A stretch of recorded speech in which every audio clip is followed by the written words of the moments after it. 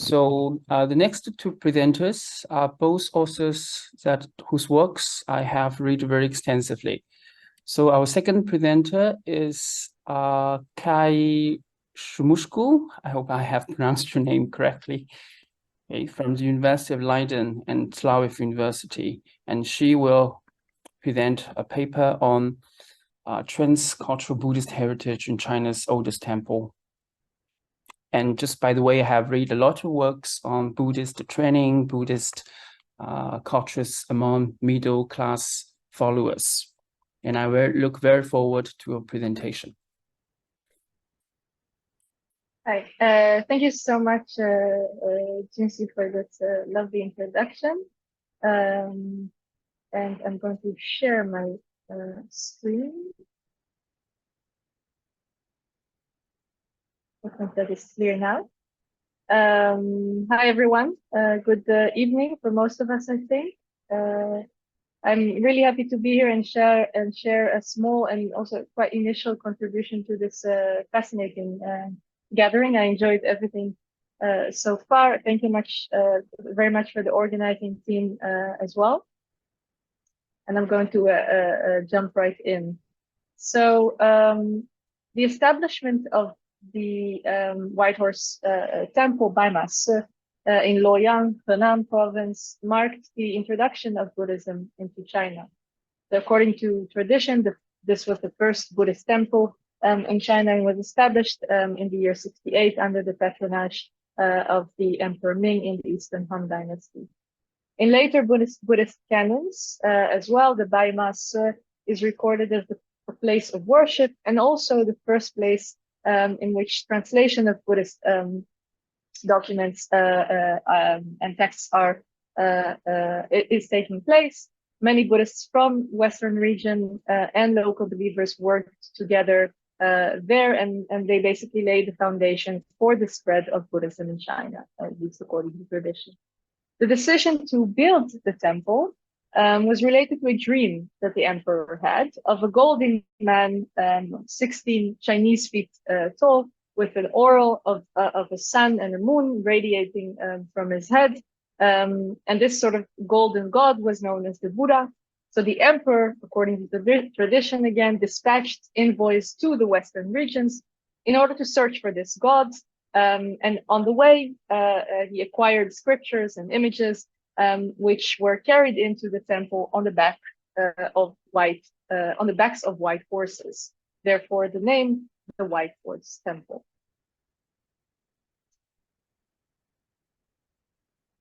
Now, apart from the central role of in history as the Chinese capital, Luoyang as a city is also the eastern starting point of the ancient Silk Road.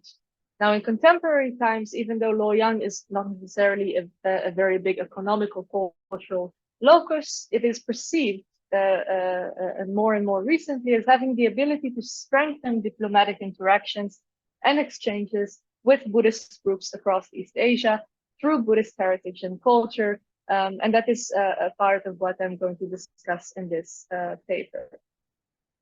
So let's take a closer look at the White Horse Temple in this plan, which I just mentioned. So the main temple buildings were reconstructed during the Ming and Qing dynasties. They were again refurbished in the 50s and again after the Cultural Revolution. But the current temple complex, the one that I visited last time in 2018, was expanded quite significantly and contains several halls divided by courtyards and gardens, covering a much larger area than the original. So this is a work of gradual renovation, which has been issued to the temple in the early 1990s and 2000s. And uniquely, apart from the original 32 acres of the old temple, which you can see here on the left side of this very uneven or very inaccurate map, the complex in its entirety is 200 acres. So what was added to the temple, right? What are the extra 170 acres? The site currently includes temples designed and dedicated to other Buddhist traditions beyond China. Some of them were donations, and they symbolize the cultural collaboration between these countries and the PRC in the early 2000s. So this is, for example, some example photos of the India Buddha Hall.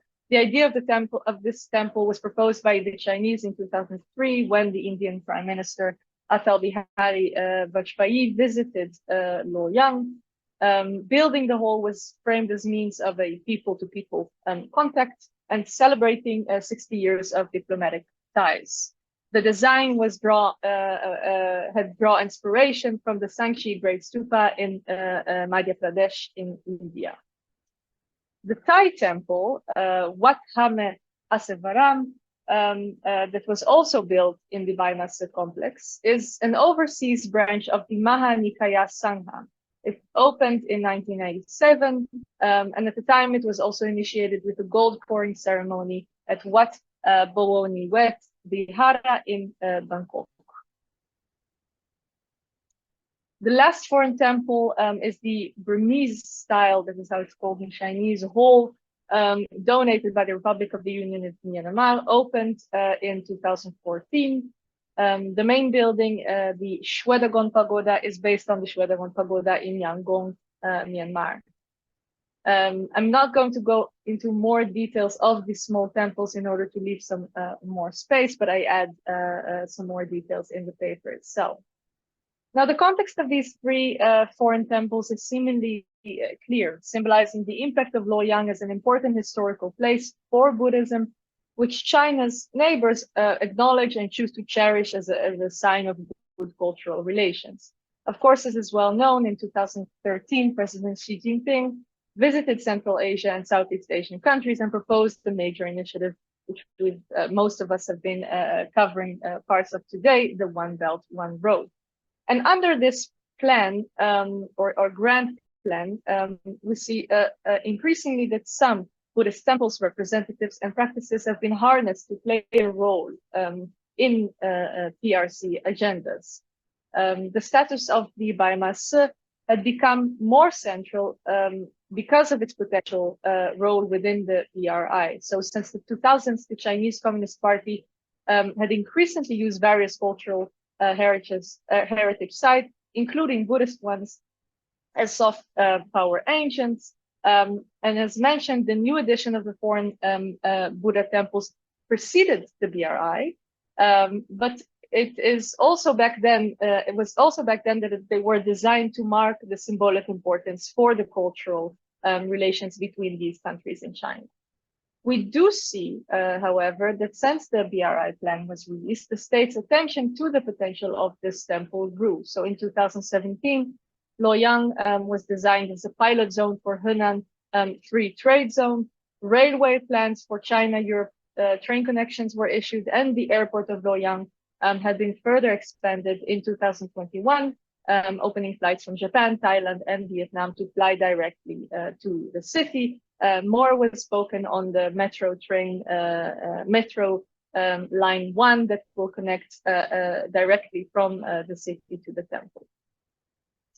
But aside from these political agendas, the area of question which I'm also interested in are what happens to the religious space now that it has, for the past decades, been used, redesigned, and renovated under a strong influence of diplomatic and political motives.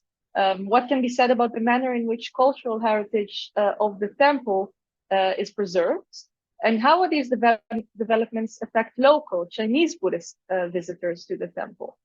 So I found a few, several studies that relate to some of these questions. So, for example, Ling Dan and Wei Qiu conduct a SWOT analysis, so a model to assess weakness, strengths, opportunities, and threats aspects in a business model. And within their analysis, they characterize the development of the temple as weak, referring, for example, to the empty of content in these recently constructed halls dedicated to foreign Buddhist countries.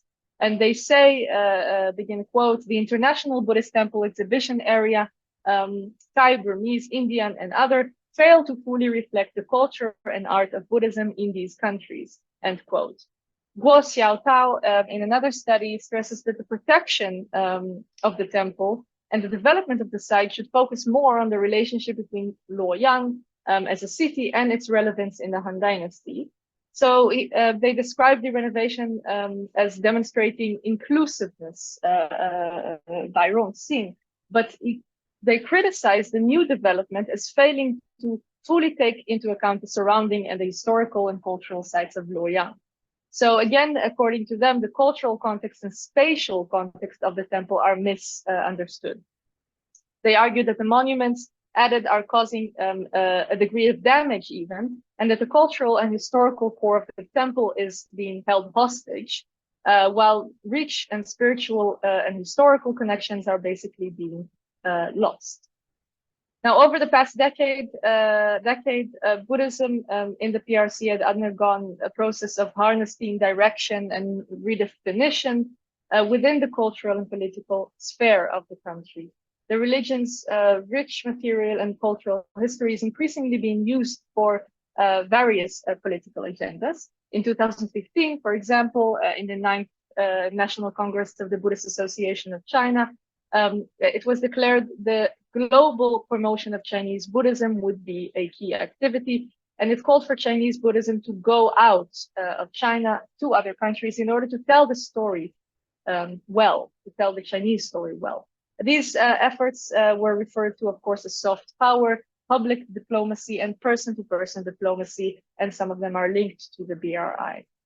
In this context, I suggest initially that there is an explicit message here, of course, of these new developments, connecting a cultural line between these countries and their foreign temples and the PRC, which is, of course, outspokenly appearing constantly in official plans of the BRI. But I also suggest to look at an implicit message that we should consider. The focus of Luoyang as a historical locus and the spread of Buddhism also stresses the role and also the centrality of China in spreading Buddhism across East and South Asia. This echoes the broader picture of Buddhist diplomacy discussed here, for example, earlier in the afternoon by Professor Kenneth Deng, paper. And again, this is a part of the soft power strategy related to BRI mechanism.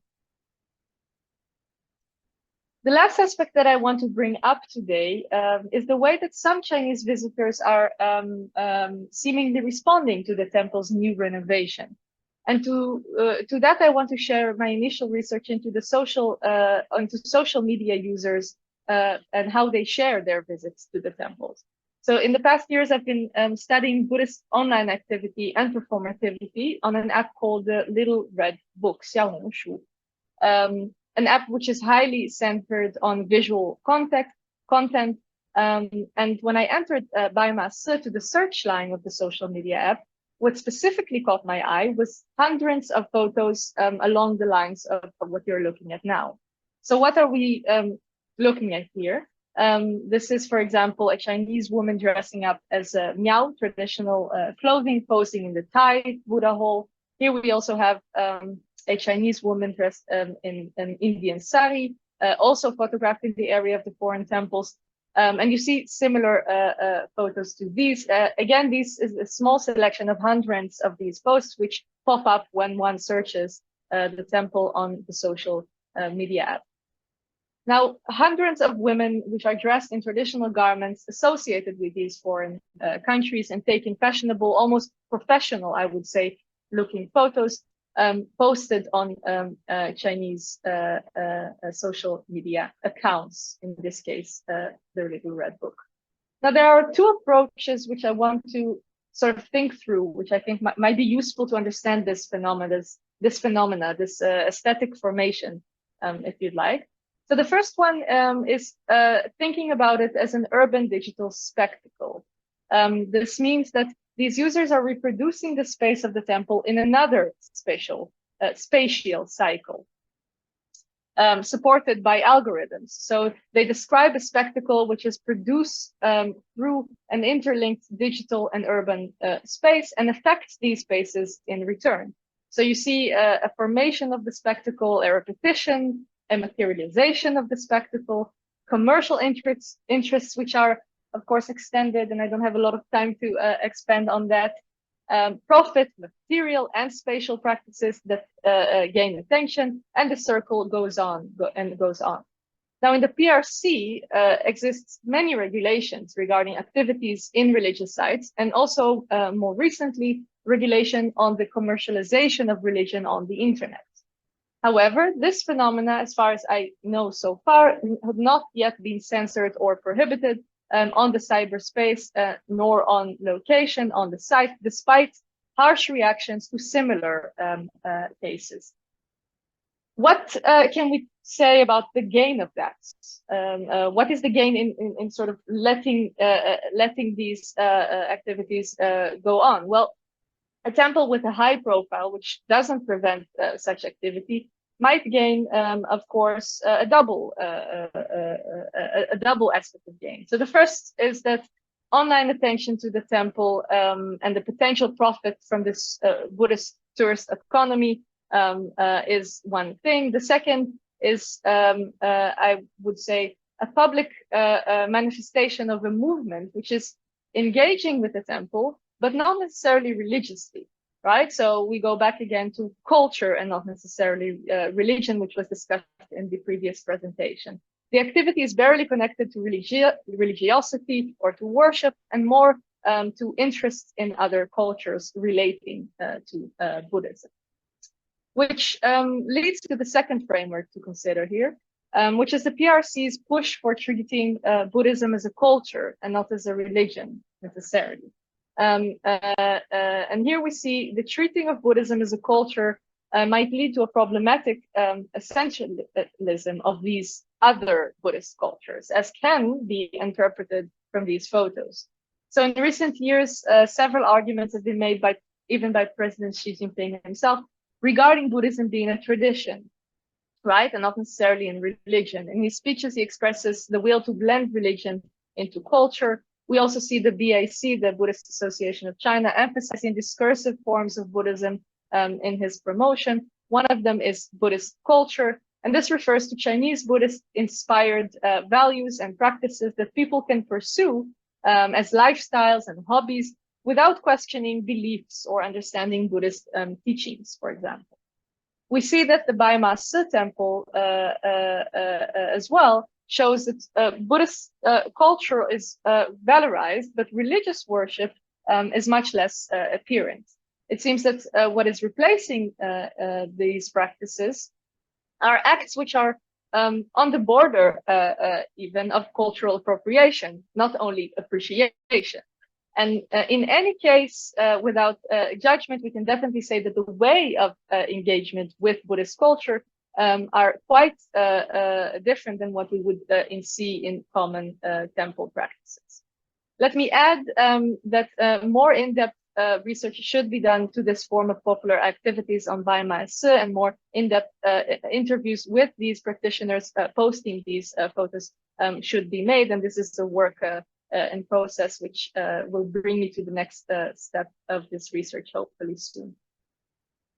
I would like to conclude with focusing on very short 3 points relating to this research. The first point is that the BRI Buddhism is building on older processes, and this is mentioned here earlier as well, which have begun in the 1990s and 2000s. And in the case of the White Horse Temple of the BRI, resources are invested in strategic cultural heritage sites, which can play a positive hand for the Chinese state. In the second point, I wish to stress that the initiative to put the BRI at the forefront of the Belt and Road as well entails a strategic political agenda, sending maybe both an explicit and implicit message to East Asian Buddhist countries. And finally, in terms of cultural heritage and cultural preservation, I want to note that there is significant critique from various expert circles regarding the way that the temple is handled. And some of them I've mentioned here before. The BRI cause seems to sometimes go against other objectives, such as continuation of historical research, religious and spiritual preservation, and so on and so forth. Again, I suggested research into the impact of BRI and soft power on religious heritage and religious practices can be given and should be given more attention in the coming years as the intersection between BRI and Buddhism unveils. And I will finish here to try to hopefully make it on time. I very much hope to get some feedback and to develop this more. And thank you so much for listening so far. Okay, thank you very much. Yeah. Stop sharing. Thank you very much. And our third presenter is Dr. Huang Weishan from Kong Shue Yan University. Dr. Huang? Yes, thank you. I would like to thank the organizer for your invitation. And although this paper is not directly connect with the BRI, not yet. I would like to say this is a new research, first summer. The first summer out of 3 years project. And the difference about this research different from previous writing about Tzu Chi Foundation Public Temple in Shanghai. I'm curious about this kind of cultural understanding of Lin Yan in Chinese lay practitioners' discourse. So here we go.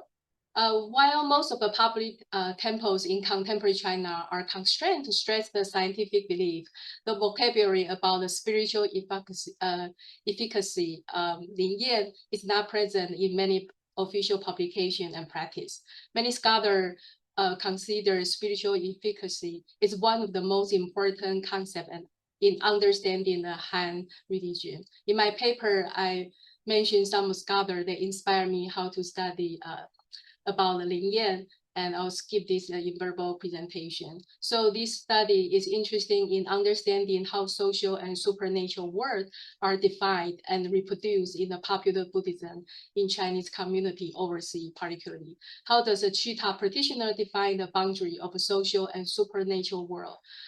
When more and more individuals believe in karmas, one method is there to eliminate the negative karmas. How do the modern people deal with the bad luck? Is there attribute to which is attribute to the negative karmas? What are roles of a bodhisattva, Guanyin, and the sacred book when practitioner experience miracles?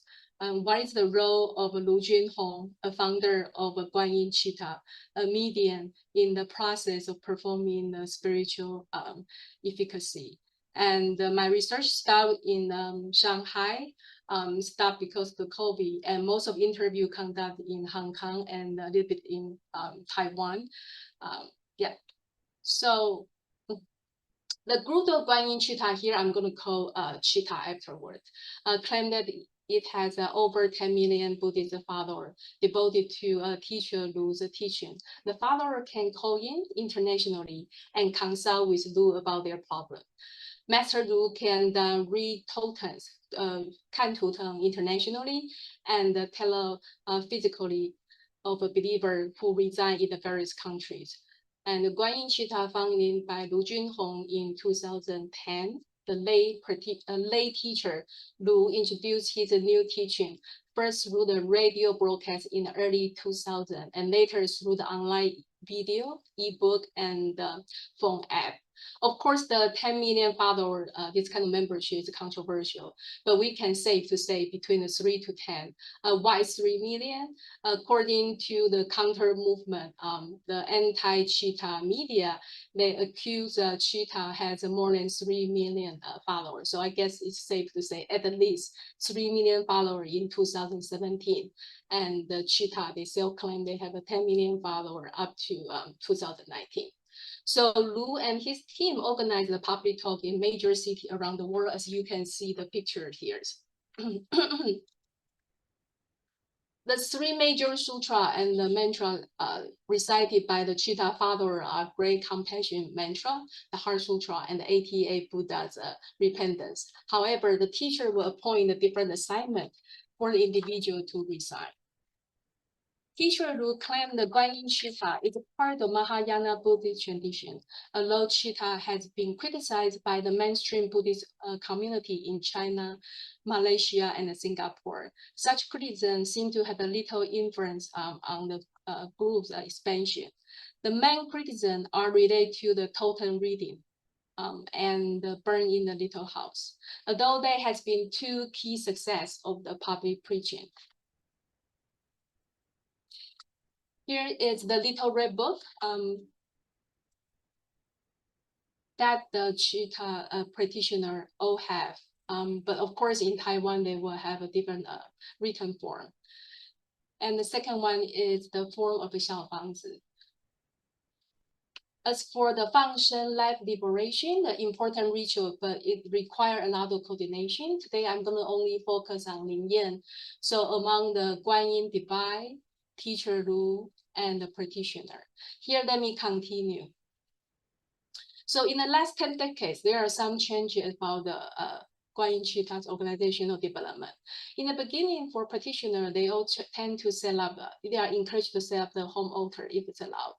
From the private household practitioner to the public space, slowly we can see more and more gongshou. So they gather in a group in the public space. And the second development will be the Teacher Lu and his team held this preaching convention in tours, or you can call Fahui, in a major city. Several Fahui in 1 year, attendee varies from 10,000 to 80,000. 80,000 such as in 2017 in Singapore. So Lu named the totem reading Kan Tu Teng as a largest scale promotion of Buddhism, Da Chuan. The miraculous performance of a reading totem on the social media has created conversion phenomena. It started with something similar to a spiritual or you can say clerical or pastoral care for practitioner. The revelation of a totem reading served as a form of prophecy foretold. It is a clerical care because it is performed as a spiritual response to practitioners' concern. Question from illness to the, how to find a job for life hardship. This is similar to the Wen Shi ritual in the fourth religion described by the, for example, many scholars written about the public dialogue and the verification on the Han religion, but has this kind of more dramatic theatric effect in the venue of offline convention centers or offline broadcasting. So here I use one of my informants I interviewed in 2018 by chance, not on purpose. Xia, who was 37 years old in 2018, high school degree, was born in Wenzhou, married, moved to Shanghai in 2008. She went to Jing'an Temple and saw the little red book, the different little book of mantra in the temple. The mantra has this kind of a homophonic character that made her very happy. I can understand those words, she said. She started citing those sutra every day. She memorized it and she cited the mantra whenever she could, even during her busy working hour. She slowly recovered from her long illness. One day when she was reciting the Great Compassion mantra in the Jing'an Temple, someone recognized her both, calling her Tongxiu, fellow practitioner, and telling her, this Famen is very lean. 这个法门很灵, and this is the most common sentence I've been heard from most of the interview. So in the article, I continue to talk about how the practitioner, has a renaissance with the Guanyin divide. But here, let's come to this kind of dramatic performance about the reading totem. Broadcasting is every day, calling is every day. Those detailed instructions from the teacher who has daily exercise reinforcing the internationalization of Guanyin devotionalism. What is the validation of a member's renaissance with Guanyin? There are a couple aspects to examine. If a building of the Guanyin linkage, 跟观音连线 is to be established, The first is through the totem reading by teacher Lu. Lu usually gave a clear response if Guanyin is believed to have ever visited a particular home altar, which also serves as a confirmation of teacher Lu's miracle power. Therefore, it is a common practice that the first question in his totem reading over the phone radio from the disciple is usually whether Guanyin ever visited practitioner's home altar. Teacher Lu will usually describe the place and the location, the space of altar setting as the proof of his gift before answering other questions. The second way of validation is through the vision of a practitioner's dream. Informer Xia once described how in a dream she received the confirmation that the fetus spirit Indian has been successfully rescued and left her body. In a dream, there was a baby who smiled and waved at her. Treating vision in a dream as an evidence of a connection with Guanyin is a very common practice among practitioners I interviewed. This kind of triad association among Guanyin divine, teacher Lu, and the practitioner is not a full circle. If the cultivation is a self-help method, can one follow the Guanyin Chitta method without believing in disciple of teacher Lu? As mentioned earlier, the construction of a Guanyin miracle in the Guanyin Chitta is based on the triadic coordination between the divine Guanyin, teacher Lu, and practitioner. The Guanyin is carrier of the symbol of a universal divine power. Practitioners seek Guanyin's magical power to revoke their karma conflict. For Chitta practitioner, Lu is more than a spiritual teacher. He's also a maker of miracle. Two examples I illustrate are totem reading and a dream reading. In the totem rite, I call it totem reading rites, Lu can see visions. And those images indicate the individual's fate, zodiac, like animal zodiac in the different years. In the Chitta's convention, Lu often demonstrates his power to interpret the meaning of a dream presented by the practitioner. Those two special skills also serve as a way to extend the clerical care for members. This kind of religious care provides the instant explanation and a solution for members' hardship. In the article, I use study the notes. Here's in order to receive the assistance from the magical power, the higher divide, the emphasis of cell cultivation rather than exchange of instant burning, 烧香, is also crucial among the Chitta's practitioner. However, different from the focusing the relationship of a household, Guanyin Chitta highly focus on the individual karma in the rite. The practitioner always recite, I will be accountable for my own karma. Appreciation to greatly merciful and greatly compassionate Guanyin Bodhisattva, and appreciation to the master. The individuality is constantly underlined. How Guanyin Chitta gained his popularity domestically and its overseas Chinese community in such a short period of time has become an interesting research question.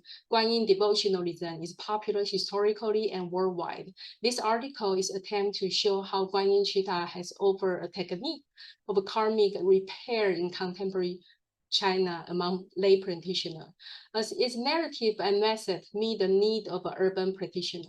Given the fact the organization has a critical role in the production and management of a spiritual efficacy, this kind of triadic relationship between the divine, Master Lu, and the members are connected in the process of a production of magical power. Master Lu played a role as a modern medium. The extent and the territorial and the national cultural tie by connecting the higher transnational divine power of Guanyin Bodhisattva and releasing this kind of prophecy for the purpose of a widespread enlightenment. Teacher Lu's totem reading, which break the confine of time, tend to suggest the individual's ethical behavior. It stands through the different human life and the moral consequence of those behavior. The long circle of involved in individuals' karmic results extended beyond Master Lu. The two related but separate circles between Lu's role as a medium and the teacher are important to each other because the short circle reveals the individual's fate Junxi, yet provide the resolution. The belief in long cycle confirm that the spiritual efficacy of the organization and the master both accomplish each other and are articulate in the long run. So basically, this research is interesting in study how the social and supernatural world are defined in Han Lei Buddhism in contemporary China. The studies seek to explore the concept, the cultural understanding of Lin Yan in the changing phenomena of Guanyin adoration, 喜爱观音, without quickly using the new religious movement theory. Thank you. Thank you, Dr. Huang. And shall we invite Professor Tansen, who is our discussant today? Thank you, Junxi, and thank you all the three presenters. I really enjoyed reading the papers. I think when David asked me to chair this panel or be the discussant of this panel, he perhaps knew that some of the topics overlap with my own research. I recently wrote an article on the Maritime Silk Road and the heritage making associated with that. And I usually do China-India Buddhist connections. I actually lived in the White Horse Monastery for a month when the Indian temple was being built. And I now live in Shanghai, not very far from Qian Temple, which I think is one of the ugliest buildings I have seen related to Buddhism in China, unfortunately. So I think all three papers were quite important for me to learn more about these three very important issues. And I think it's clear to everybody that there are essentially two sets of papers here. The first two by Pascale and Kai are about cultural diplomacy, cultural heritage, going out, as Kai was mentioning, for China.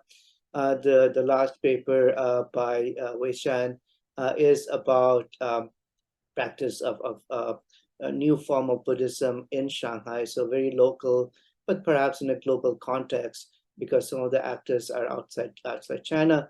So I'm going to say three issues related to the papers.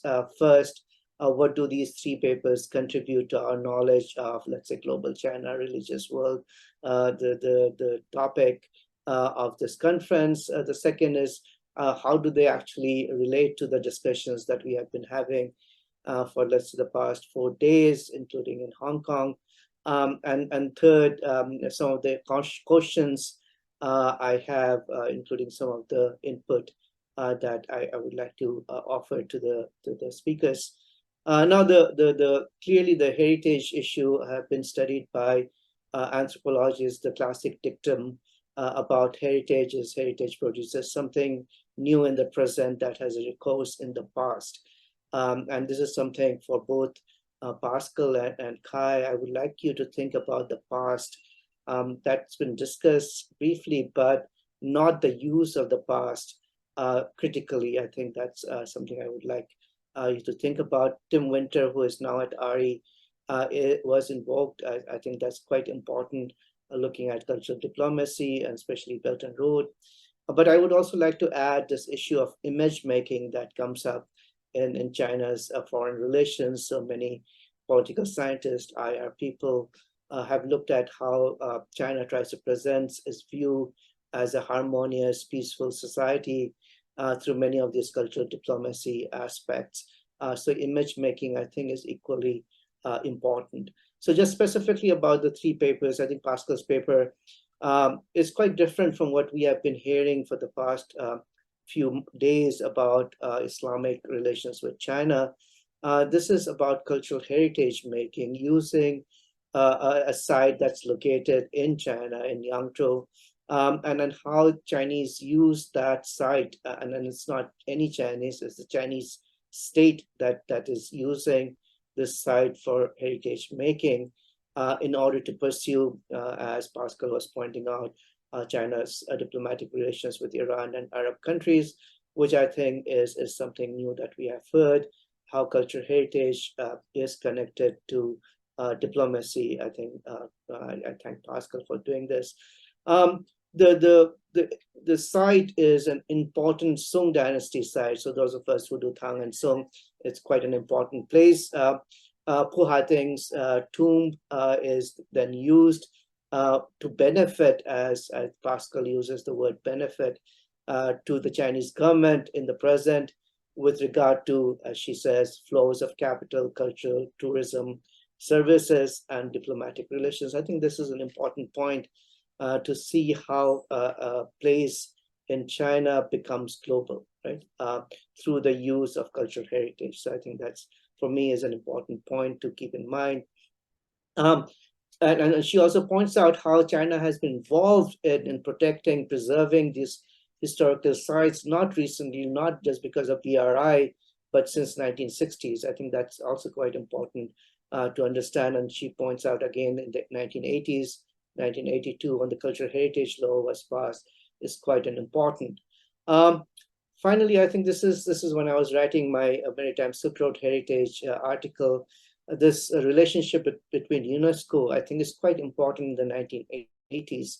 How the Chinese state and UNESCO is a state-based organization. It's basically the states nominate sites, so they work very closely with nation states.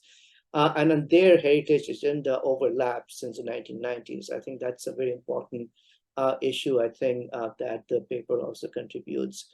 And then I actually wanted to ask Pascale, because she pointed out Islamic and Muslim heritage is not the word the Chinese government uses. So what is it that they use? But clearly that's the intention, right? Creating Islamic Muslim heritage, which is entangled with heritage making, associated with Silk Roads. Eventually, all these processes are integrated in the Belt and Road Initiative. So I think that's one aspect that we have been talking about, Belt and Road Initiative. But it does not start everything new. It incorporates some of the pre-existing things into the agenda. And I think these, both the papers by Pascale and Kai are about sites that get incorporated into the Belt and Road Initiative. They are not new sites created because of Belt and Road Initiative. But as Pascale points out, the reason for the Yangzhou site, as she calls it, the geostrategic gateway for China to then use heritage diplomacy to legitimize China's relations with Muslim countries through, she says, what economic weight cannot do, the cultural weight can do, right? So that's Pascale's paper. I thought those were some of the key points that I really liked and really learned from. Kai's paper is on the making of Buddhist heritage. So we go from Islam to Buddhist heritage making, and the interactions not with Islamic countries, but with Buddhist countries, right?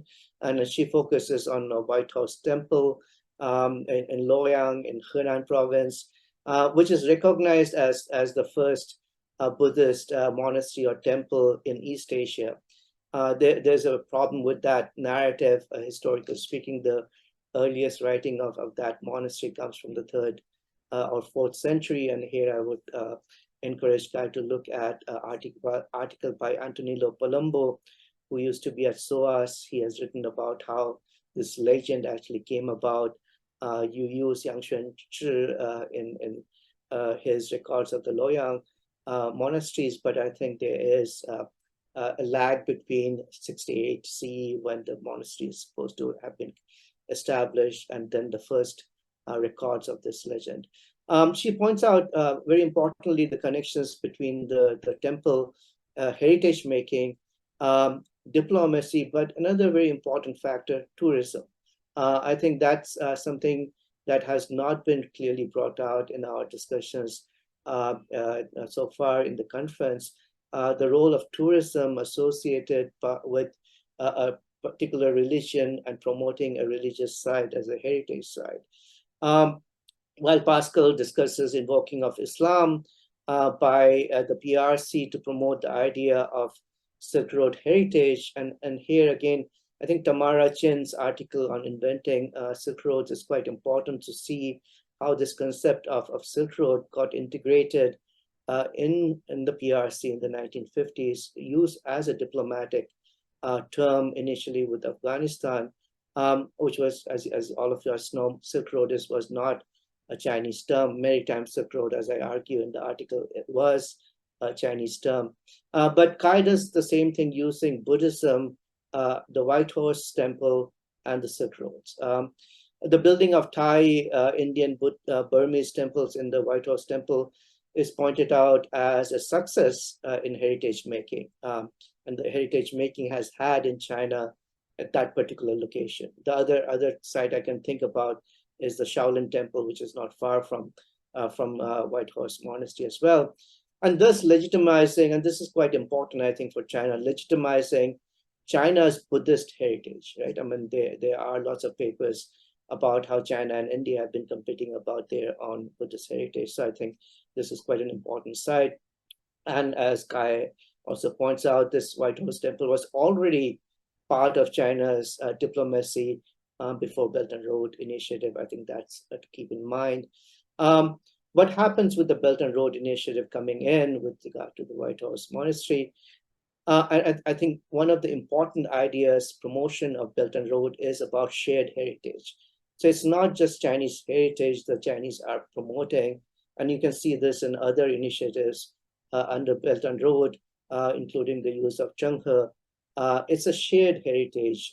Belt and Road belongs not to China only, it belongs to the world. And these kinds of sites are part of the shared heritage. So I think both the Yangzhou one and the White Horse Temple are part of not just Chinese cultural heritage. Under Belt and Road is part of a shared heritage. Now, I think this, again, is nothing new how the Chinese have been doing it. Since the 1950s, I think Dean pointed out earlier today how Zhou Enlai had gifted a relic of Xuanzang to Nehru in the 1950s. Yes, the relic diplomacy is actually quite long, goes back to Mao Zedong and Dalai Lama in the 1950s. So I think that use of Buddhism is quite important and predates 1990s, as Kai was pointing out. The idea of skeptical use of social media, I think we should be a little bit cautious about that, because these are key opinion leaders who are taking pictures in front of various fancy things. This is a practice among young Chinese women in China. They stand in front of exhibition and things to get lots of likes in their videos and things. So it's more about KOL phenomena, I think, rather than associated with the White Horse Temple as such. Weishan's paper does not deal with heritage making, rather it focuses on how individual spirituality manifests in devotional practices related to Guanyin in Shanghai. And we have been talking about Guanyin the past 3 days, Hong Kong and Singapore online. But Guanyin is an important figure in Chinese Buddhist religion, but her talk is mostly about Shanghai, where she did her work.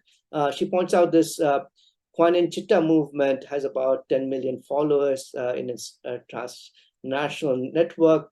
But I did not see Weishan discuss the fact that the Chinese government, or the controversy the Chinese government had about declaring it as a xiejiao, as a cult, and where does that fit into this transnational network?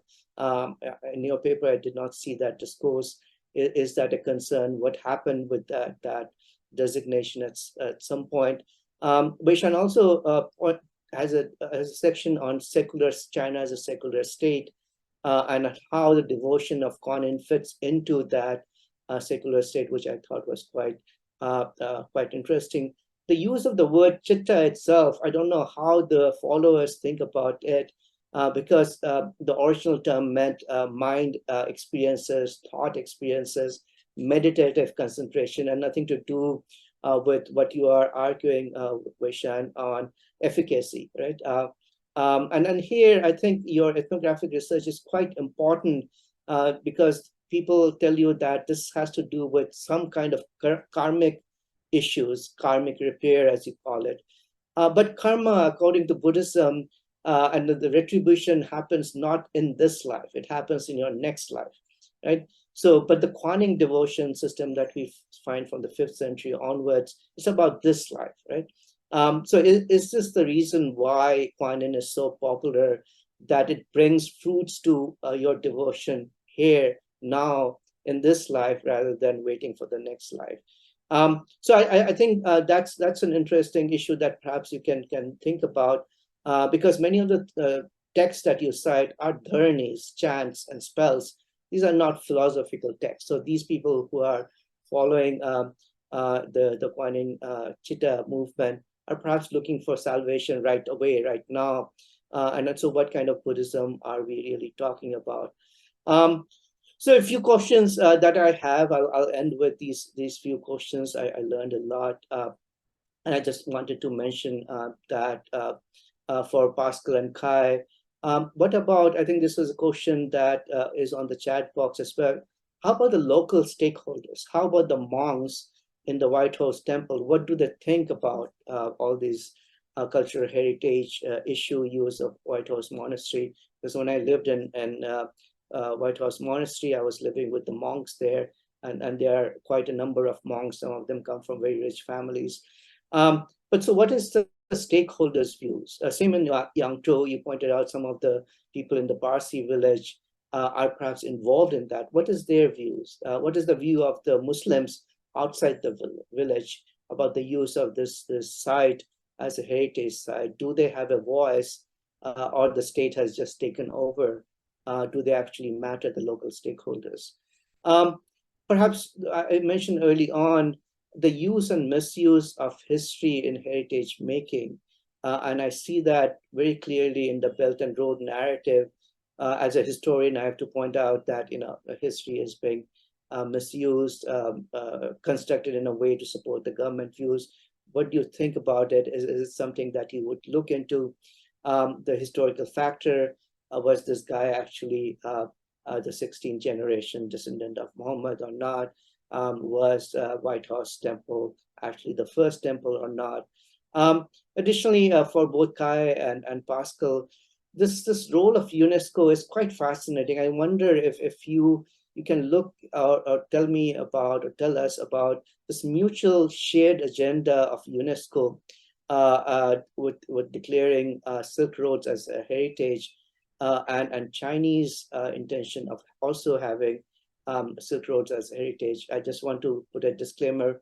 I'm part of a ICOMOS committee looking at China's intention to declare the Maritime Silk Road as a heritage site. Additionally, I think it will be good to see what kind of agenda the locals have, because Yangzhou certainly wants to be a Maritime Silk Road heritage site. So for Weishan, I wonder what the idea of karma really means to these people who follow the Guanyin Chitta movement. And it is not clear what the practitioners are interested in. Is it just the efficacy? And would that mean that after Guanyin, they go to the wealth god and want money from the wealth god? So whatever works, they go to that. I don't know, you used the word converting to Guanyin Chitta movement. I don't know what converting to Chitta movement would be. I would presume many of the practitioners perhaps go to other places to get what they want, right? So I don't know if you have asked the practitioners that for instant gratification, as you say, they go beyond Guanyin. Whatever works, right? So I'll stop at that and see what you all have to say and add to my knowledge about the topics that you have presented. Thank you so much.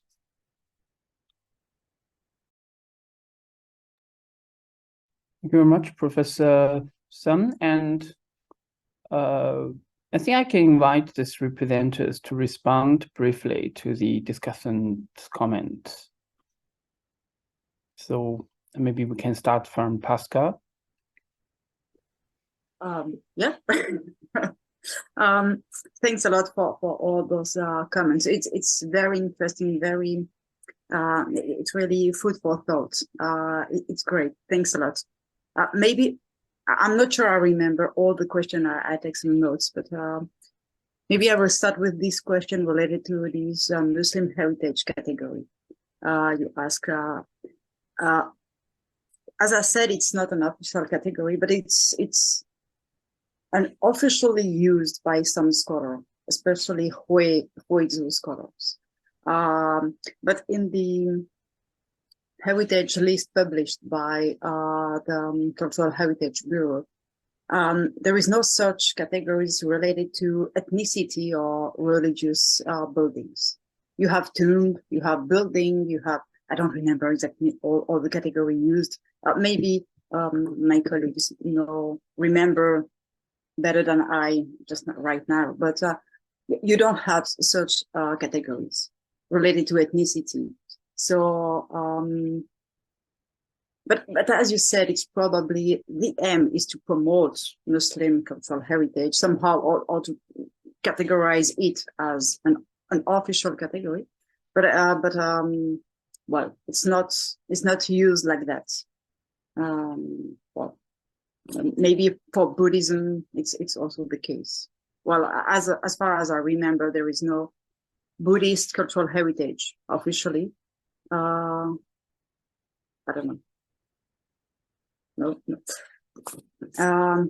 Then I would like also to go back to this idea of tourism raised by my colleague. In the case of Islam and Muslim heritage, there is no, I won't say there is no aims for developing cultural heritage, but it's not on the agenda, especially in the southeast of China. I did my research in different places, in Xinjiang, first of all, and then in Guangzhou, Yangzhou, and Quanzhou. And except for Quanzhou, but it's now a UNESCO heritage list since 2 years. There is no entry fee. There is nothing around this idea of developing tourism. So it's very interesting that Islam is not seen as a way for tourism. So I have to think more about that, but it's very interesting. It's not the case for other religions, especially for Buddhism.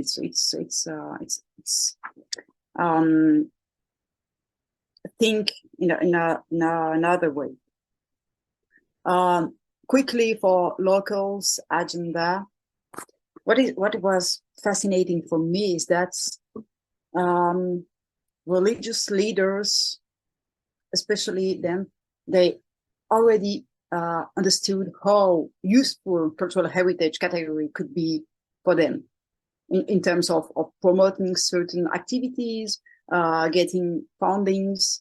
So it's really a tool used differently from, depending on the site.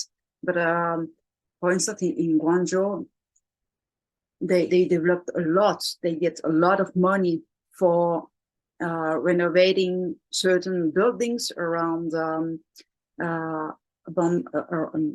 tomb. In Yangzhou also, they get a lot because they are not only depending on religious or ethnic bureau. They are depending also on cultural heritage bureau, so they can have different type of funding, and that was a huge issue, and it was a real benefit. Well, it's exactly what they told me. So what is interesting is that locals somehow reappropriate this idea of cultural heritage in order to do something else. So for me, it was very interesting. And the role of UNESCO, it's huge. As you said, it's absolutely fascinating. And what is very interesting, and maybe it's what I have to do for the next years, is to look at how it is developed locally. Because, of course, you have the grand narrative about UNESCO, cultural heritage, Silk Roads, and so on. But then we have to look at how in different sites it's developed, this idea of UNESCO and how they manage. In Quanzhou, it was fascinating how politics of the city itself were involved. Through UNESCO,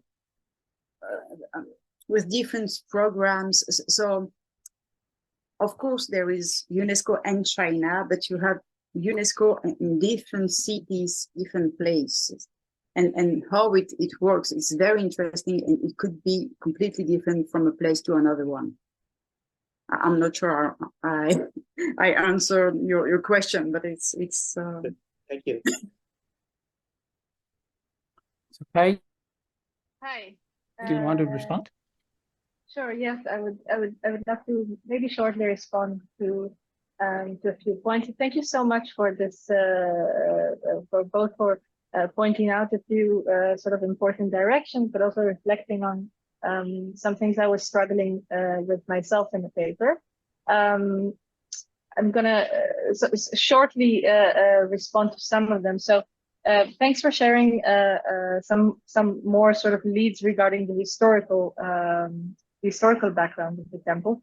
Indeed, focusing usually on my research more on ethnography and on maybe the more recent history of Buddhism in China, I felt like there has to be that the place of history regarding this temple is important in the paper, and I was not really sure on how to unpack that. And now when I'm hearing your points, I see that it should definitely be much more emphasized that a lot of these sort of facts that we hear about Baima Temple, a lot of these perceived history is not necessarily factual, and I need to go more into the details in showing that, because it strengthens, of course, my point, right? So thank you very much for that comment.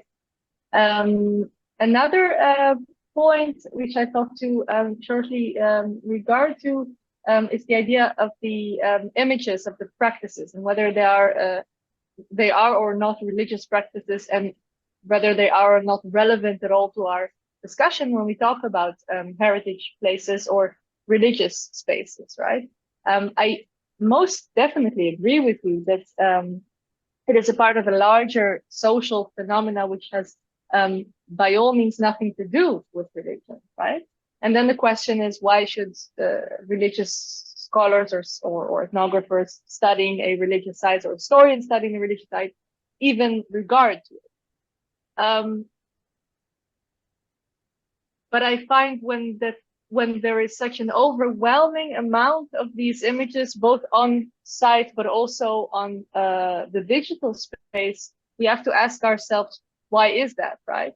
So if I go to the Western Wall in Jerusalem or another, then we will see that there are various regulations or sometimes even just sort of customs, non-written rules and written rules regarding how one conducts themselves in a sacred space, sacred to some, maybe not sacred to all, etc. And I find it very interesting to see how, as something that is argued as the first temple of China, or in any case, a place which is associated with religion, we do not see a push out of these phenomena. So that was the only place where I think there is a little bit of room to dig and ask ourselves, why is that so? And but I think that a much more deep analysis of this phenomena should be done through also asking these people what is the context of their photographs, what do they feel, what do they want, what do they try to achieve when they publish these photos. And the answers, again, in this I have not completed my questionnaires yet, but in other temples which are also high profile, for example the Hongfa temple in Shenzhen, where I've seen similar but different practices, the answers actually give a lot about what is going on today in the lives of practitioners or tourist non-practitioners in these religious sites. So that's a bit sort of sharing a bit more of the background to my methodology. I wanted to mention regarding the stakeholders, it's a great and very, very important point. And unfortunately, I have not yet had the time to come back after that first visit due to COVID. So I was planning to go the year after and it didn't happen in the end. And I would definitely like to add the perspective of the people managing the temple and living in the temple to this issue, and see how does that shed light both on indeed the impacts, because we might see a very positive side of that, countering a lot of the research being done from academic fields, and that would, I think, definitely shed some light on some of these questions that I'm asking. I've even had someone in the chat today that contacted to say that they have done research, more recent research between that early work of the 70s and my visit in 2018, which is quite extensive regarding Luoyang temples in 2011, and I'm looking forward to reading that as well and see how that also contributes to developing this paper even further. Thank you so much. Really, this is extremely, extremely useful, and I appreciate it a lot.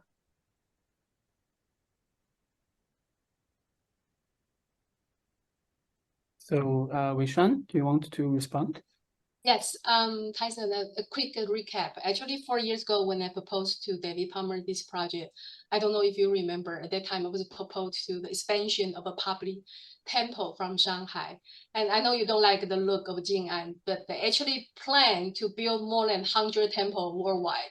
And they actually have more than 20 pieces of land donation.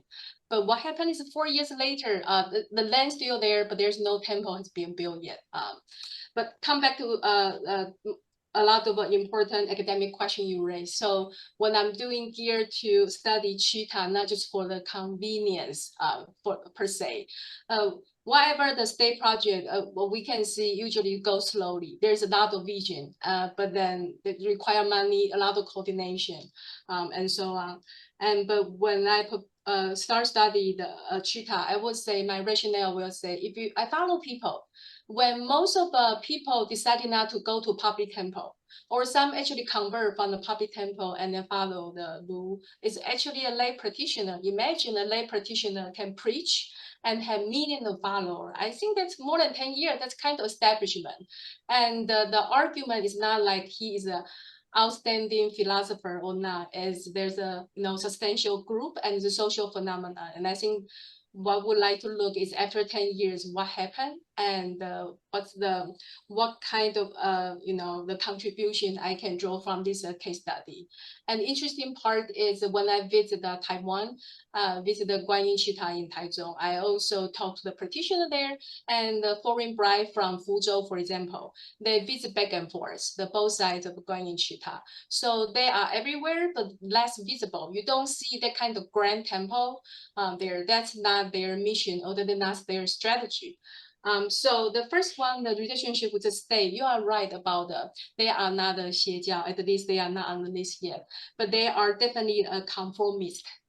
They try to cooperate, low profile, play with the state policy. So what you can see on a lot of homepage, they will say 爱国爱教. That's a rhetorical. What I try to say their status. We have a lot of people, but we have no intention to confront with you. And that's their position with the state. And when you're talking about the Buddhism, when you say the true teaching, you try to mention about the change, karma is always happening in next world. Yes, but there is a lot of engaged Buddhism, more focus on this word. I'm not saying they're all the same. For example, Tzu Chi Foundation is another type. They also work on this word, benevolent work, and so on. And the Cheetah, Guanyin Cheetah, they don't know their English translation. It's only because in the academic presentation and I use their English name. So Xinlin Famen, the biggest attraction is actually they think it's really 改变命运 and in this word. And let me use Jizhe's work. Jizhe's work in 2014 study in Paris. Even though that's a short paper, he probably have a 2-page about the cheetah. And in that 2-page, he drew from the 120 surveys. Most of cheetah practitioner in Paris, they are middle and upper class. They have higher education. And they draw to the cheetah overseas because exactly of Lin Yan. So something's working there. And if most of the admin I get from the people I follow all talking about Lin Yan, and that's something just happened. I didn't hear that in the public temple, because Xuefo, you didn't want the Lin Yan, you want the final liberation. You don't want something short term, you want something later. That I understand. But that's something exactly people feel missing and they are going after that's the reason, major reason the draw to the cheetah. And it's not a simple promising, whatever you asking for Guanyin, they will grant you wish. It's quite a labor. In an article I failed to establish, actually for this particular group, it's quite a religious labor. You have to spend hours of chanting to do your homework every day before you can actually move to establish your little house and so on. So by saying that, I also want to come back to this so-called group. They don't just, follow this particular denomination to the convention and then go to other public temple for Fahui. My understanding, most of them are loyal and very distinguished membership, not only from their uniform volunteer and so on. For the people, mostly I talk to them, they already follow this practice for 5 years, 10 years. Actually, their master passed away 2 years ago. They didn't change their practice. That's quite amazing. And for what I see, the members, some left and some, you look at some side, the membership is still growing. And in Taiwan, you see that some Iguandao second generation convert into it, and you see the other denominations, second generation convert into this denomination. So something draw them into there. And so I guess for the temporary, because this is my first summer, when I heard a lot of Lin Yan, I was thinking maybe this is a good opportunity. There's a missing theory about what is the Lin Yan theory in the Buddhism. If you look at the Lu Junfang, the Guanyin, that is always, so many centuries ago, the Lin Yan Gushi. So what is that kind of contemporary, inspiration that people can, my friend do this and it work, and I do this work. This kind of all the not just story, narrative I can, pull together and hopefully have some theoretical indication. Yeah, that's my showing. Okay, thank you very much, and much gratitude to the three presenters for responding to the discussant's comment. And we have about 10 minutes before the conclusion of the session. So I think we may be able to entertain a few questions from the audience. And I believe, so Pascale, there's actually a question in the chat box for you. Do you want to answer the question from Xue Fei?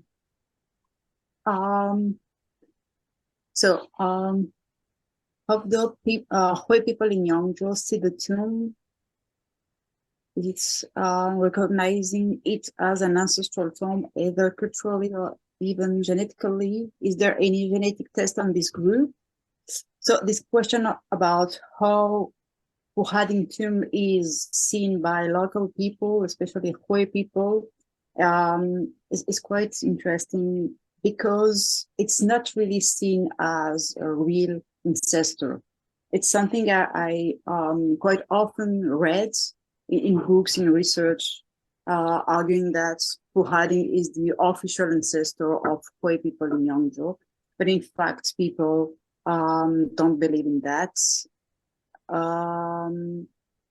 As far as I know, there is no genetic tests, but I've seen in other places, so maybe just because I don't know.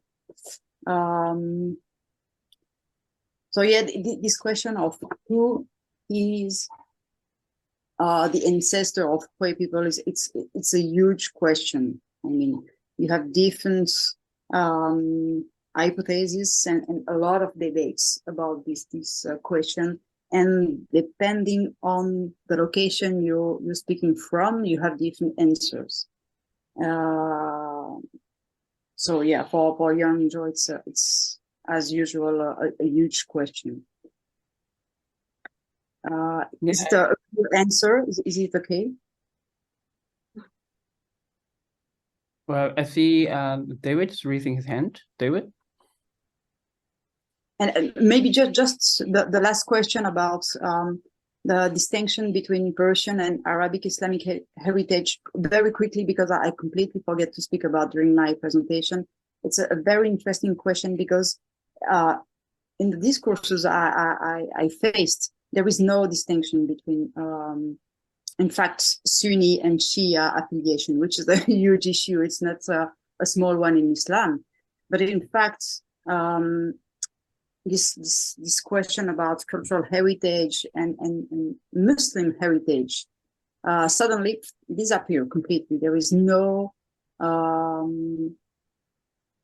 nothing about how Islam is perceived and different schools you can face in Islam. So it's go back to this idea of culturalization of Islam. That's why I speak about Muslim heritage and not Islamic heritage, because there is nothing about those very crucial distinctions.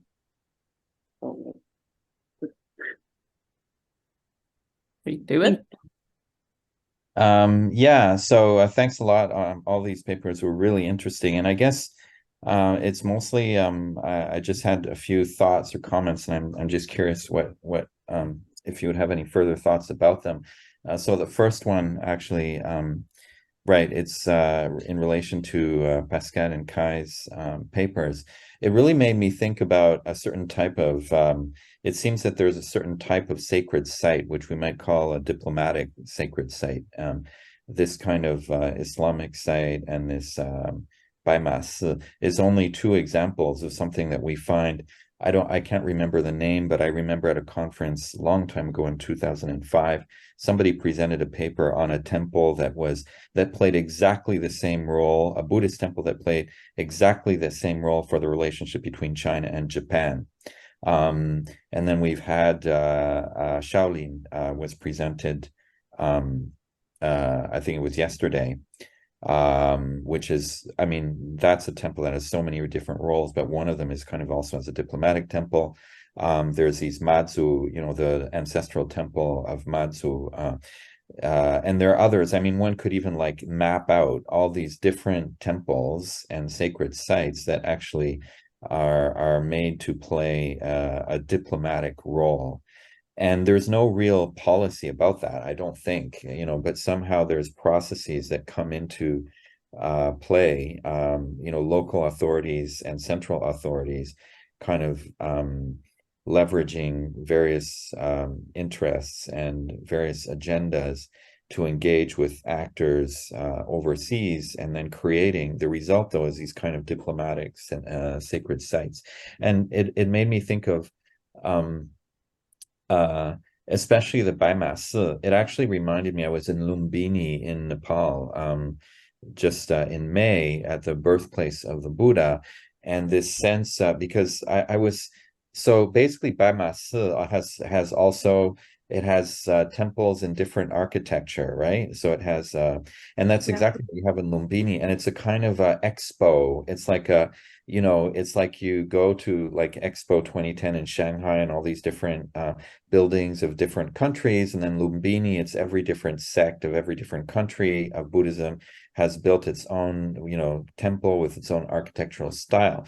And so there's something going on here, and it's like a multinational diplomatic sacred site, it's like United Nations of Buddhism.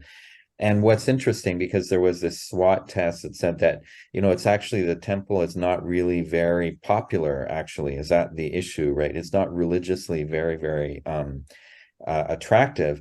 And that's exactly the case at Lumbini, actually, where it's literally, it seems to be only a diplomatic sacred site, and actually it doesn't really attract worshipers. So is there a contradiction between a real sacred site that actually attracts people, that is a really living site, and then maybe then it can't really be that diplomatic? I don't know, so I just a question about this. And then about these Guanyin Sita, this group. So that made me think about, it's interesting, these transnational new Chinese religious movements. And of course, Taiwanese groups are really important in this, and whether it's Yiguandao or Ciji or Foguangshan, these multinational religious groups that are never emanating from mainland China, obviously. So the field of new and multinational modern religious groups, it's interesting because they're always coming out of Taiwan usually, and spreading in the Chinese world. But what we see though, and this is an interesting case, there's actually another type of group which are mainland, they're not based in the mainland, but they're founded by mainland Chinese, but launched out of other countries. So this Guanyin Sita seems to be such an example. And I think also Xing Kong Fa Shi was another example, right? I mean, or was he from mainland? Anyway, these groups that were based in Australia or based in other countries, but that are largely, and they're spreading multinationally and also spreading in mainland China. So they're multinational groups spreading in mainland China, but the founder and then the core is actually pretty much mainland, although it's based outside of the mainland. So I don't know, there's an interesting type of group there, of multinational Chinese religious organization. And this Sita group seems to be a case of that.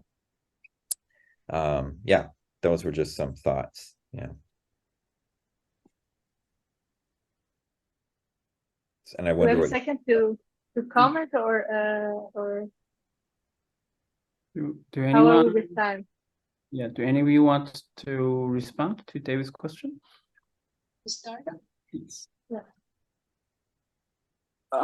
Quickly, yeah, there is no real policy, Chinese policy regarding the development of diplomatic relation.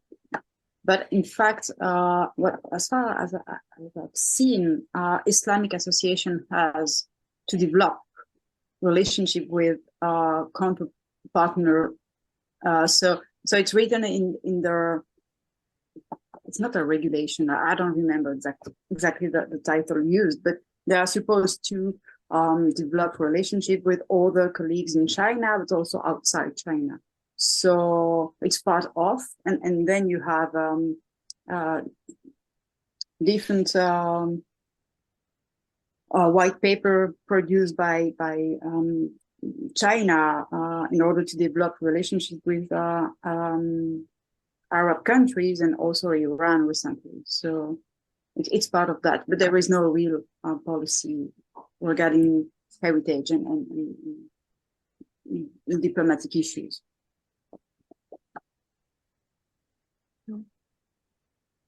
Okay.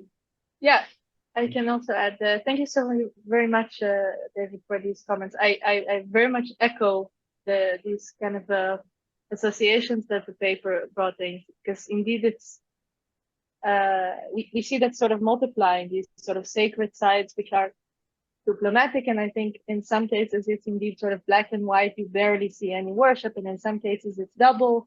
But I think one of the very strongest points you've made that I would definitely like to stress even more is that indeed it's not a sort of necessarily a sort of top-down dynamic, right? So it is a kind of ecology of aspirations and needs and wants and different policies that sort of affect these sites, I think, not necessarily with a planned mission, right? This goes back indeed to a comment that Tansen made beforehand as well, which is very true. This was not these constructions, right? These additions to the biomass are not a BRI production, right? They existed before, and they might have been intensified between 2012 or 2014, or more attention was given. And there's definitely the issue of the local authorities, right? So producing capital from tourist economy is something that is definitely the concern of local authorities, right? Of local officials needing to meet different capitas, et cetera, et cetera. And I think that sort of plays definitely a role in what's going on in these temples. It would be very, very interesting to see how can we draw a line between them and maybe think about think about looking at whether there is a sort of consistency between the different levels of the players, right? And how much they affect, right? How much is really coming down from above, how much is coming down from below. It is hard, I would say, to quantify, but these are definitely interesting questions. And I definitely need to visit Lumbini, or at least to watch some more films about it, because I've heard of it. It's the first time I've been hearing about the comparison, but it makes a lot of sense, right? What is interesting is that it could be that in Lumbini, for the past few, for a very long time, was never maybe a religious worship site, or definitely not in the masses.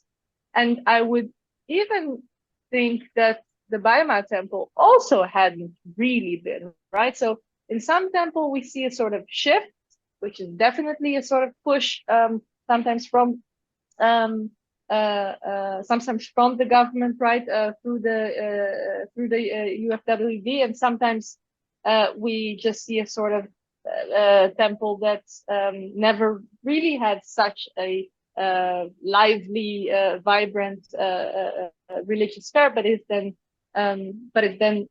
used for these diplomatic. So could also be that it meets less, that these changes meet less objection from the local actors, right, from monks, because it was never such a sort of vibrant religious site. But I need more data to answer that, right?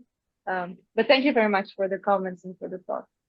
Actually, I should point out it's a live place. So many people call it monastery rather than a temple, because there are lots of monks there. Yeah, true. So it was never live from. So the concept of lay believers is not wouldn't really be relevant to Baimas on that sense. So Weishan, do you want to respond? Because I was instructed by the organizer to terminate the session by 7:45. So could you please make it a bit brief? Very brief. Thank you, David. I think you're quite right about this Taiwanese Buddhist globalization trend, and now we are looking at the neighbor from the China, and from the last 2 decades, I think most of a profound example would be the Shaolin Si. And when we mention the Longquan Si almost, but then it stopped. But in a way, if you look at that kind of network, it's really about the temple expansion, so monastic expansion, for example, and hardly you can see any that kind of network is led by the lay practitioner. But what I try to say is, even the Buddhism from Taiwan, if you look at the Foguangshan Ciji, that kind of expansion, they have a monastery as a leader. The most of the backbone are still lay practitioner. But come back to this case of Guanyin Chitta. It was a kind of different. It was completely by the lay practitioner, and somehow successfully attract millions of practitioners follow him more than decades, like 15 years, 13 years. And they continue to not just to continue their practice. Now they are established a small Guanyin Hang, Guanyin Ho in more than 40 countries and some sites. In Taiwan, they have 6 sites, and they're still working on that. And where did this direction go to? I think it's quite interesting. If there's comparison, I know once I say that I will immediately regret. I was thinking about in history, there's also Zaijiao, but then that's a very gendered the kind of practice. Also, it's much more restricted, almost chujia and live together and so on. But this one is different, but also focus on the being vegetarian, a lot of chanting, and a lot of chanting, and so on. So I'm interested in continuing to follow this group, and but as I see the difference, the development of this group from the private practice become more public in a way. I think it's very interesting to see their public role in the so-called Chinese diaspora. Yeah, and the next year I'm going to New York. Hopefully I will get more data. Thank you.